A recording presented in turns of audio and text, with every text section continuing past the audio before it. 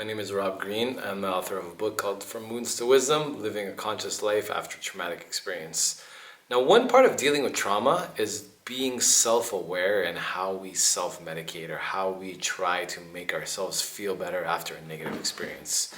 If you think of the concept of a pacifier, right? When you're a small kid, maybe the age of about 1.5, 2 years old, even before that, you go through a teething process. So that means the painful sharp edges of your teeth start to poke through your sensitive gums and you become fussy and you cry a lot. So what do your parents do? They stick a pacifier in your mouth. And this is supposed to simulate the idea of you nursing from your mother, so it relaxes you and it takes your mind off the pain because it tricks your brain into thinking that you're feeding from your mother. Now, as we start to get older, this idea starts to evolve where we start to try to emulate a feeling of pleasure to distract ourselves from a painful feeling or a feeling that is uncomfortable or something we don't like. As we start to get older, as we get into, say, being 3, 4, 5 years old, what happens then? When something bad happens, our parents try to comfort us. Usually my generation at least, they would try to give us something sweet, like a piece of candy or some kind of reward. Or they would do something to make us feel good as a way to replace the negative experience. I remember one time I came home from playing football and I had some really bad scrapes on my knees and I was crying about it. So I remember my dad cleaned me up and he gave me a lollipop, which was a sweet tasting thing that made me kind of forget about it.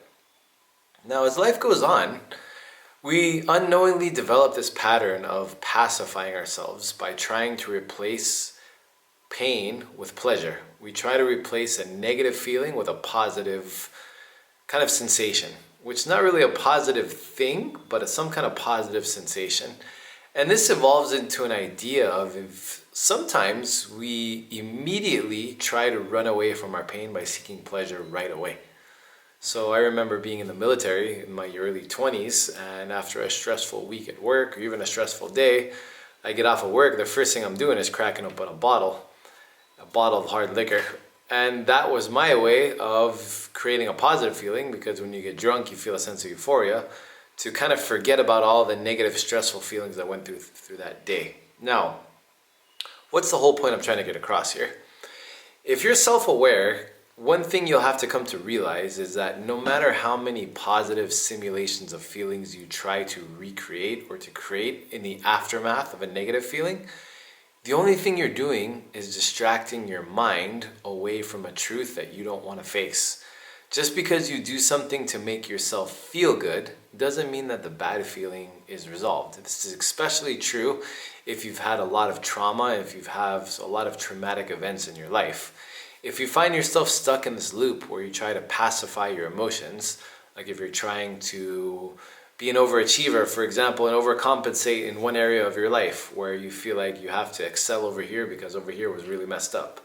Or if you try to self-medicate, or if you're smoking cigarettes, you're drinking coffee, you're drinking alcohol, you're using drugs, you're doing whatever you have to do to make yourself feel good, that doesn't resolve the emotion, because what's going to happen is as soon as your mind is still, as soon as you don't have anything to distract yourself with, as soon as that pleasurable feeling runs its course and it's over, those negative emotions come right back and they come knocking at the door of your mind asking for your attention.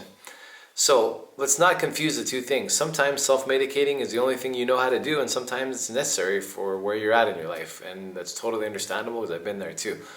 But one thing to realize through self-awareness, through practicing mindfulness and practicing mindfulness in relation to trauma and what you do in the aftermath of trauma, is that no amount of creating a positive feeling is going to automatically resolve a past negative emotion.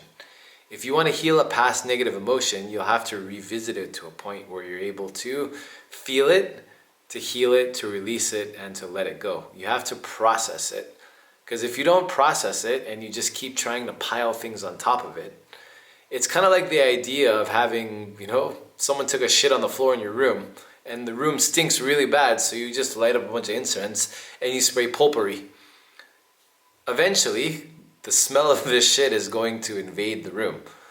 The potpourri and the incense are going to burn out and wear off, and that smelly giant turd is going to be there until you actually clean it up and get it out of there. So that's kind of the same thing that happens with negative emotions. They're not going to go away until you go through the cleanup process of getting them out of your mind, out of your body, and out of your heart, processing them, learning from them, and finally letting them go.